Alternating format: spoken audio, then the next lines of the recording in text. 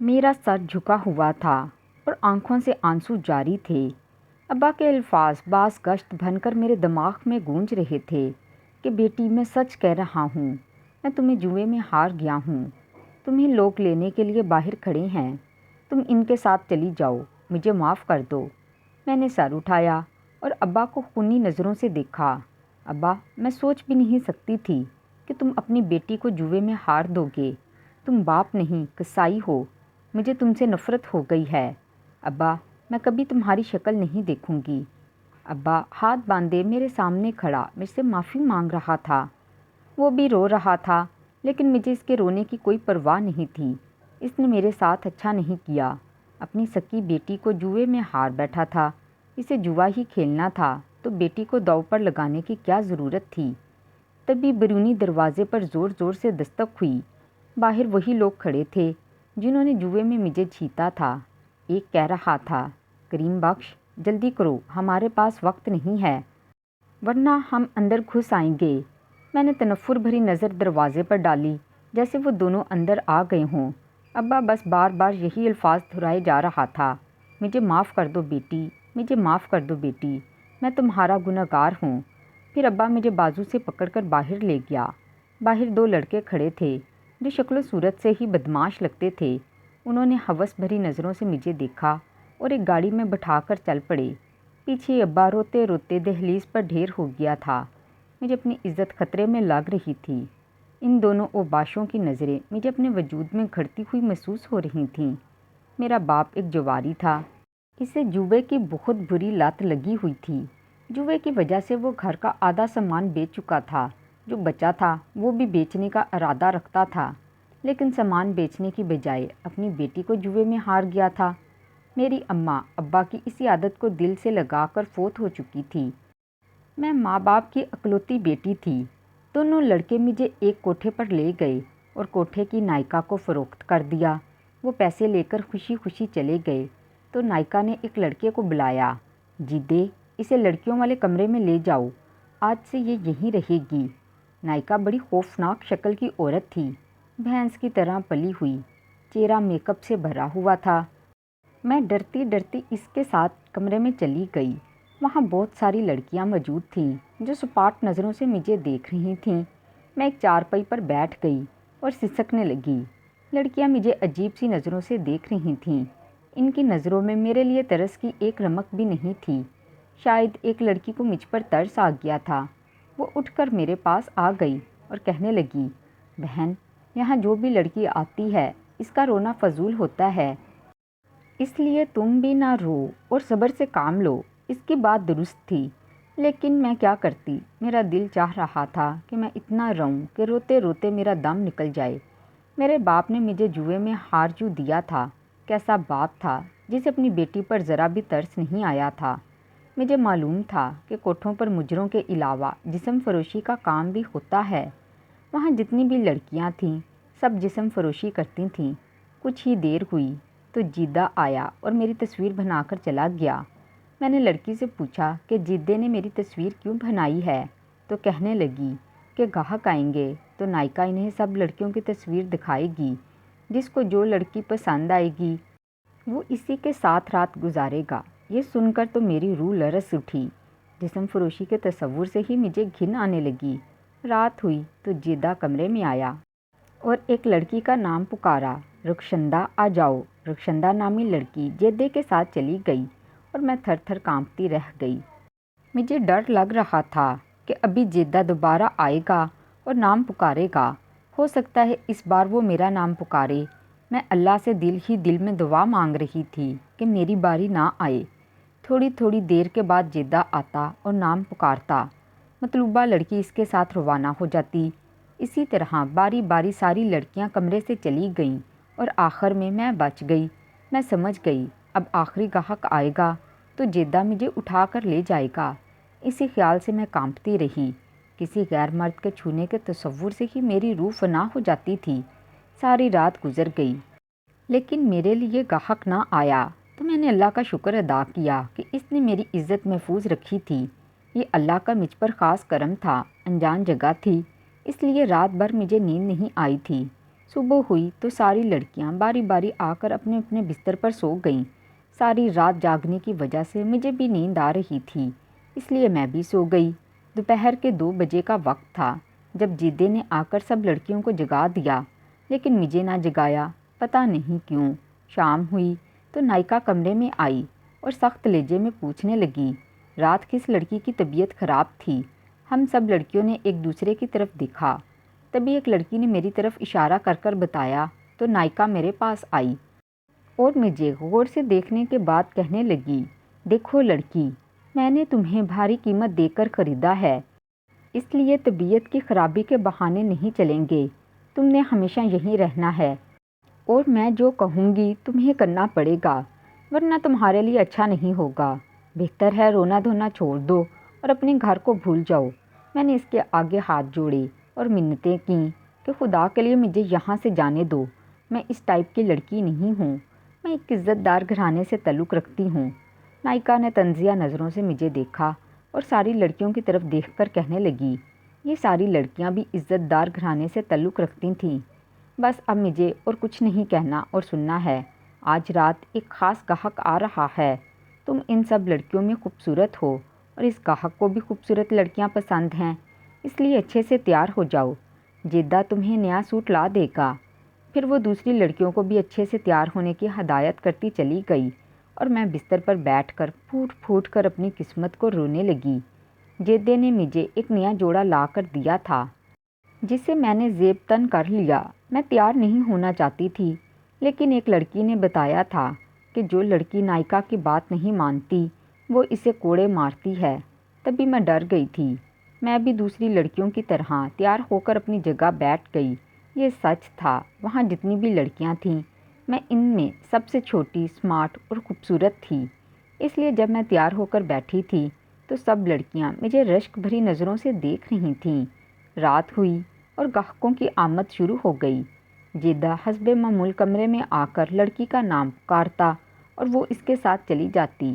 نائکا کی بات میرے دماغ میں گونج رہی تھی کہ آج رات ایک خاص گاہک آ رہا ہے، اسے خوبصورت لڑکیاں پسند ہیں، شاید وہ مجھے پسند کر لے اور مجھے اس کے ساتھ رات گزارنی پڑے۔ وقت گزرتا رہا اور ساری لڑکیاں کمرے سے چلی گئیں اور آخر میں رہ گئی۔ اس رات بھی ایسا ہی ہوا تھا، میں ساری رات جاگتی رہی، لیکن جدہ مجھے بلانے نہ آیا۔ صبح ہوئی تو میں نے اللہ کا شکر ادا کیا، اس نے ایک بار پھر میری عزت بچا لی تھی۔ لڑکیوں کے آتے ہی میں بھی سو گئی۔ اب روزانہ ایسے ہی ہونے لگا۔ میری سمجھ میں نہیں آ رہا تھا کہ گاہک مجھے پسند کیوں نہیں کر رہے تھے۔ ایک طرح سے تو یہ اچھا تھا، بس میرے دماغ میں یہ سوچ آئی تھی، میں اپنے خاندان میں خوبصورتی کے لحاظ سے مشہور تھی، میری کزنز مجھے رشک بھری نظروں سے دیکھتی تھیں۔ چونکہ میرا باپ جواری تھا، شاید اس لیے میرا کوئی رشتہ نہیں آیا تھا۔ بعض اوقات والدین کے برے عیب لڑکی کی قسمت پر بدنما داغ بن جاتے ہیں اور یہی داغ ان کے رشتوں میں رکاوٹ بن جاتے ہیں۔ میری ماں تو بہت اچھی اور صابر عورت تھی، لیکن باپ اچھا نہیں تھا۔ اماں بتاتی تھی ابا اس کا کزن تھا، اس نے باپ کے کہنے پر اس سے شادی کی تھی۔ شادی کے بعد اس کا برے دوستوں میں اٹھنا بیٹھنا شروع ہو گیا تھا، جس کی وجہ سے اسے جوئے کی لت پڑ گئی تھی۔ کئی بار وہ جوئے میں بھاری رقم جیت کر گھر آتا تھا۔ اماں کہتی تھیں کہ نبیلہ کے ابا جوا کھیلنا چھوڑ دے، یہ حرام کی کمائی ہے، اس سے کوئی فائدہ نہیں ہوتا، اگر جسم میں حرام کا ایک لقمہ بھی رہ جائے تو عبادتیں قبول نہیں ہوتیں، تیری اس بری عادت کی وجہ سے نبیلہ کا رشتہ نہیں آئے گا۔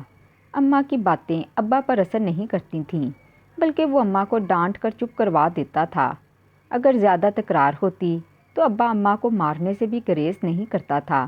ابا کماتا نہیں تھا، دن رات فاقوں پر کٹ رہے تھے، تبھی اماں نے لوگوں کے گھروں میں کام کرنا شروع کر دیا تھا۔ اماں تنخواہ لے کر آتی تو ابا کچھ پیسے زبردستی چھین لیا کرتا تھا۔ ابا کے کرتوتوں کی وجہ سے ہی میرا رشتہ نہیں آیا تھا اور وقت گزرنے کے ساتھ ساتھ میری شادی کی عمر نکلتی جا رہی تھی۔ پھر ایک دن ابا گھر آیا اور روتے روتے کہنے لگا کہ بیٹی، میں تمہیں جوئے میں ہار چکا ہوں، مجھے معاف کر دو۔ ایک تو ابا نے مجھ سے بہت بڑی زیادتی کر دی، پھر مجھ سے معافی بھی مانگ رہا تھا۔ جب اس نے مجھے جوئے کی شرط پر لگایا تھا تو اسے اس وقت ہی سوچنا چاہیے تھا۔ اب تو معافی کی گنجائش ہی ختم ہو گئی تھی۔ میں اس کوٹھے سے کسی طرح نکلنا چاہتی تھی۔ مجھے ایسی زندگی سے نفرت تھی۔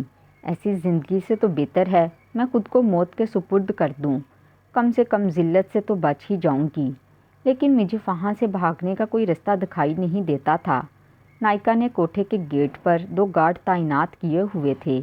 مجھے کوٹھے پر آئے 1 ہفتہ ہو گیا تھا، لیکن ابھی تک میں کسی گاہک کو پسند نہیں آئی تھی۔ میں روزانہ رات اپنے بستر پر جاگتے جاگتے گزار دیتی اور پھر صبح ہوتے ہی سوتی تھی۔ سب لڑکیاں بھی حیران تھیں کہ 1 ہفتہ گزرنے کے باوجود ابھی تک میں کسی گاہک کو پسند کیوں نہیں آئی تھی۔ ایک لڑکی نے اپنی ساتھی لڑکی سے میرے حوالے سے چہمگوئیاں بھی کی تھیں۔ میں خاموشی سے سنتی رہی تھی۔ مجھے اپنے گھر کی بھی بہت یاد آتی تھی۔ ایک بار بھی ابا مجھ سے ملنے نہیں آیا تھا۔ شاید اسے معلوم ہی نہیں تھا کہ جن کے ہاتھوں وہ مجھے جوئے میں ہارا ہے وہ مجھے کوٹھے پر بیچ گئی ہیں۔ ایک دن میں نے سوچا کہ مجھے نائکا سے بات کرنی چاہیے۔ میں اس کی منتیں کروں گی کہ مجھے یہاں سے جانے دے۔ میں کوئی کام وغیرہ کر کے اس کے پیسے اتار دوں گی۔ اس سے بات کرنے کا موقع ملا تو میں نے اس کی بہت منتیں کیں، لیکن نائکا کسی طرح بھی نہ مانی، بلکہ کہنے لگی کہ کیا میں بیوقوف ہوں جو تجھے چھوڑ دوں؟ تو میرے لیے سونے کی چڑیا ہے۔ میں کمرے میں آ کر بہت روئی تھی۔ اللہ سے مدد مانگی تھی کہ وہ مجھے اس دلدل سے نکال دے۔ جب میں روتی تھی تو جیدہ مجھے ترس بھری نظروں سے دیکھتا تھا، لیکن بات کوئی نہیں کرتا تھا۔ ایک رات جب سب لڑکیاں اپنے اپنے گاہکوں کے ساتھ رات گزارنے کمرے میں چلی گئیں تو میں اٹھ کے کمرے سے باہر نکل آئی۔ میں نے سوچا تھا شاید مجھے یہاں سے بھاگنے کا موقع مل جائے۔ میں برآمدے میں پہنچی، لیکن مجھے نائکا تو کہیں دکھائی نہ دی، لیکن جدے کے ساتھ ایک آدمی دکھائی دیا۔ اس آدمی کو دیکھتے ہی میرے پیروں تلے سے زمین نکل گئی۔ وہ آدمی ہمارے ہی محلے کا تھا۔ اس کا نام شرافت تھا۔ وہ محلے میں معزز آدمی کے نام سے مشہور تھا۔ اس کی عمر 50 سال کے لگ بھگ تھی۔ وہ شادی شدہ اور جوان بیٹیوں کا باپ تھا۔ اسے کوٹھے پر دیکھ کر اس کی ساری شرافت کے پول کھل گئے تھے۔ جیدہ اسے میری ہی تصویر دکھا رہا تھا اور کچھ کہہ رہا تھا جو میں نہ سن سکی اور کمرے میں چلی گئی۔ مجھے ڈر لگا ہوا تھا کہ کہیں وہ میرے ساتھ رات گزارنے کی حامی نہ بھر لے۔ وہ مجھے جانتا تھا کہ میں کریم بخش کی بیٹی ہوں اور میرا باپ جواری ہے۔ جب آدھا گھنٹہ گزر گیا اور جیدہ مجھے بلانے نہ آیا تو مجھے تجسس ہوا۔ پتہ نہیں جیدے نے شرافت سے میرے بارے میں کیا بتایا تھا اور میری تصویر دیکھ کر شرافت نے کیا کہا تھا۔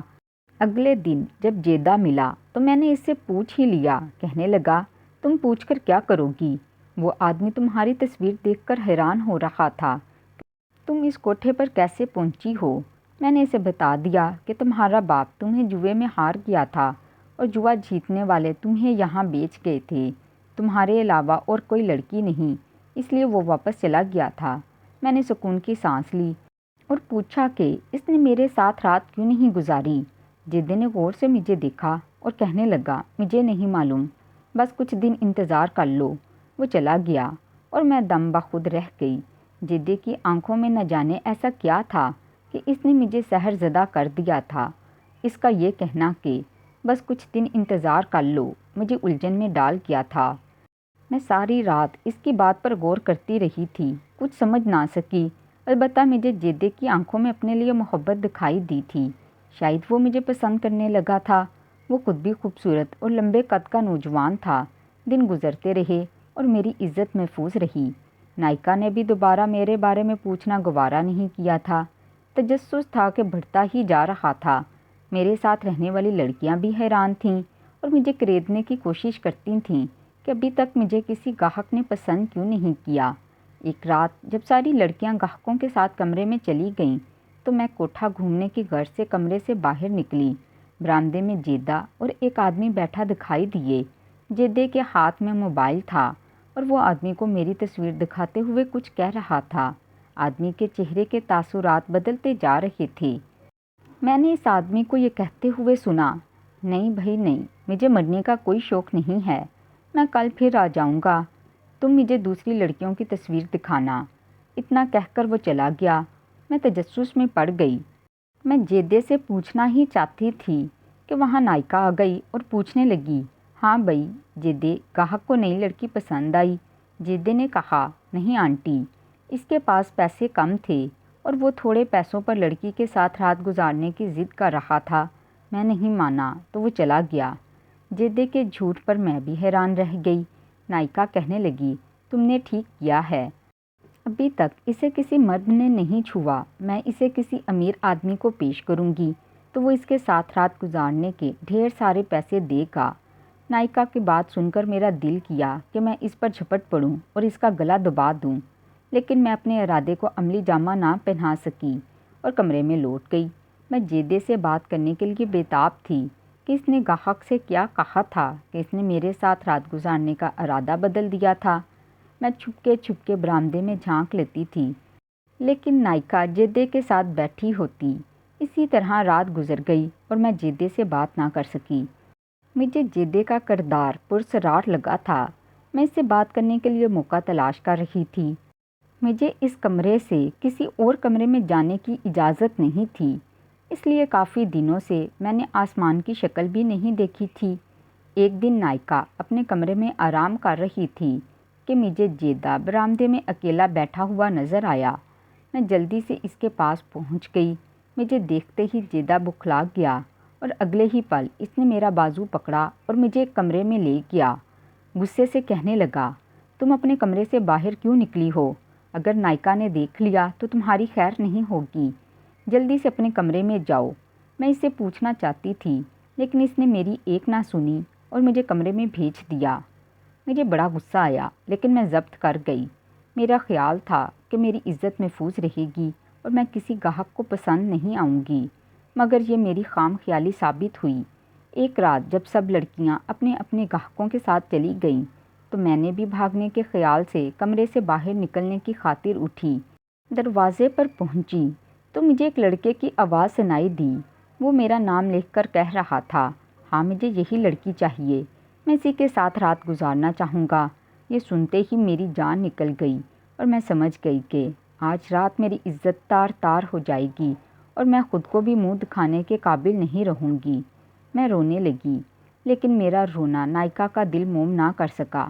جیدہ مجھے لے جانے کے لیے کمرے میں آیا اور کہنے لگا، پریشان نہ ہو نبیلہ، جو لڑکا آ رہا ہے اس کی بات غور سے سننا۔ آ جاؤ، میں اس سے کچھ پوچھنا چاہتی تھی، لیکن وہ جلدی سے باہر نکل گیا۔ میں اس کے پیچھے چل دی۔ وہ مجھے کمرے کے دروازے پر چھوڑ کر چلا گیا اور میں دھڑکتے اور لرزتے وجود کے ساتھ کمرے میں داخل ہوئی۔ وہ جو کوئی بھی تھا دروازے کی طرف پشت کیے کھڑا تھا۔ میں اس کے پیچھے جا کر کھڑی ہو گئی۔ وہ جب مڑا تو اسے دیکھ کر میری جان ہی نکل گئی۔ وہ تو میرا کزن عظیم تھا۔ میں اسے دیکھ کر حیران رہ گئی۔ میرے منہ سے بے ساختہ نکلا، عظمت تم؟ عظمت میرے ماموں کا بیٹا تھا۔ وہ مسکرایا اور مجھے بستر پر بٹھانے کے بعد خود بھی بیٹھا اور کہنے لگا، ہاں نبیلہ، یہ میں ہوں۔ میری جیدے سے بات ہو گئی ہے، نائکا سو جائے، پھر وہ ہمیں اس کوٹھے سے باہر نکال دے گا۔ میں بھی بڑی پریشانی کی حالت میں مبتلا ہو کر اسے دیکھتی رہ گئی۔ میری سمجھ میں کچھ نہیں آ رہا تھا۔ میں پوچھنا چاہتی تھی، مگر اس نے ہونٹوں پر انگلی رکھ کر مجھے خاموش رہنے کا اشارہ کیا اور کہا کہ پہلے ہم یہاں سے نکل چلیں، پھر میں تمہیں پوری بات بتاؤں گا۔ کوٹھے سے نکلنے کے تصور سے میری روح سرشار ہو گئی تھی۔ تقریباً 1 گھنٹے کے بعد جیدہ کمرے میں آیا اور مجھے باہر آنے کا کہا۔ ہم اس کے پیچھے کمرے سے باہر نکل آئے۔ جیدے نے بتایا، نائکا سو گئی ہے، ایک گارڈ واش روم میں ہے، دوسرے کو میں باتوں میں لگاتا ہوں۔ تم نبیلہ کو لے کر یہاں سے نکل جاؤ۔ ہم نے ایسا ہی کیا۔ گیٹ پر ایک گارڈ موجود تھا۔ جیدے نے اسے باتوں میں لگایا اور میں عظیم کے ساتھ نکل گئی۔ وہ سیدھا مجھے اپنے دوست کے فلیٹ پر لے گیا۔ میں بے حد خوش تھی۔ مجھے یوں لگ رہا تھا جیسے مجھے نئی نئی آزادی ملی ہو۔ میں ساری بات بھی جاننے کے لیے بے چین تھی۔ تبھی عظیم نے تفصیل بتانا شروع کی۔ میں کسی کام سے تمہارے گھر گیا تھا۔ پھوپھا جان کی طبیعت بہت خراب تھی۔ میں انہیں ہسپتال لے گیا۔ جب ان کی طبیعت سنبھلی، انہوں نے رونا شروع کر دیا۔ میرے اکسانے پر انہوں نے بتایا کہ وہ تمہیں جوئے میں ہار چکے ہیں اور دونوں لڑکوں نے تمہیں کوٹھے پر بیچ دیا ہے، تو مجھے بہت افسوس ہوا۔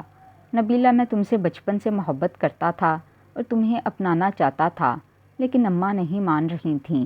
اماں کہتی تھیں کہ نبیلہ کا باپ جواری ہے، لوگ کیا کہیں گے، تم کسی اور لڑکی کو پسند کر لو۔ لیکن میں نے اماں سے صاف صاف کہہ دیا تھا کہ اگر میری شادی نبیلہ سے نہیں ہو سکتی تو پھر کسی سے نہیں ہوگی۔ بہرحال پھوپھا کے بتانے پر میں فوراً کوٹھے پر پہنچ گیا۔ جدہ میرا جاننے والا نکلا تھا، وہ وہاں نوکری کرتا تھا۔ میں نے جدے کو تمہاری تصویر دکھائی اور اس سے مدد کی درخواست کی تو اس نے وعدہ کر لیا۔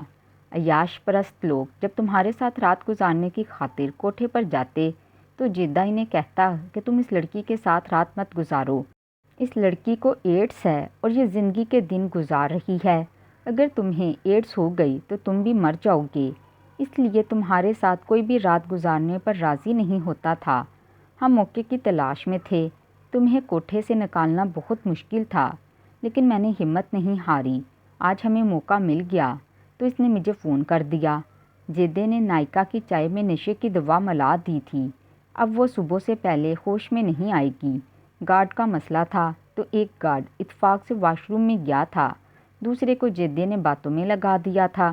اب تمہارے بھاگنے کا الزام جدے پر نہیں آئے گا، میں تمہیں صبح گھر لے جاؤں گا اور ہم دونوں سادگی سے شادی کر لیں گے۔ کیا تم مجھ سے شادی کرنا چاہو گی؟ عظیم کی باتیں سن کر میرے اندر سکون کی لہر دوڑ گئی تھی اور میں نے اللہ کا شکر ادا کیا تھا۔ ساری بات میری سمجھ میں آ گئی تھی کہ میری عزت اگر محفوظ رہی تھی تو عظیم اور جدے کی وجہ سے۔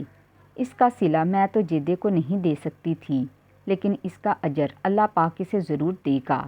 صبح ہوتے ہی میں عظیم کے ساتھ ماموں کے گھر پہنچ گئی اور عظیم نے سب کچھ اپنی ماں کو بتا دیا۔ میری ممانے بھی ہماری شادی کرنے پر راضی ہو گئیں اور اسی شام ہی ہماری سادگی سے نکاح ہو گیا۔ ہمارے نکاح میں میرے باپ نے بھی شرکت کی تھی۔